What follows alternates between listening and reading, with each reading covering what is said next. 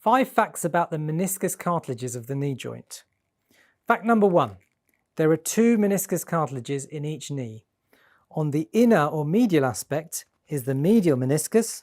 In this right knee, looking from the front, the left-hand side of the right knee, as you look down on your own knee, is the medial meniscus, and on the outer aspect is the lateral meniscus. Fact number 2.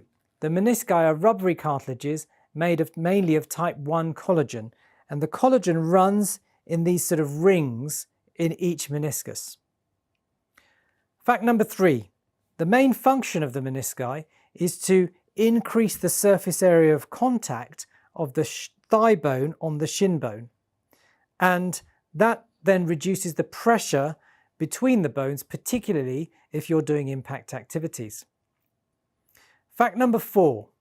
The meniscus cartilages are much more likely to tear when the knee twists or in deep flexion, because that leads to point loading of the meniscus. Fact number 5.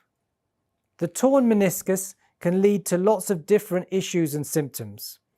These include swelling in the knee, a sensation of catching or giving way, or sometimes if the meniscus moves out of position into the wrong place, it can lead to the inability to fully straighten the knee, which is known otherwise as locking.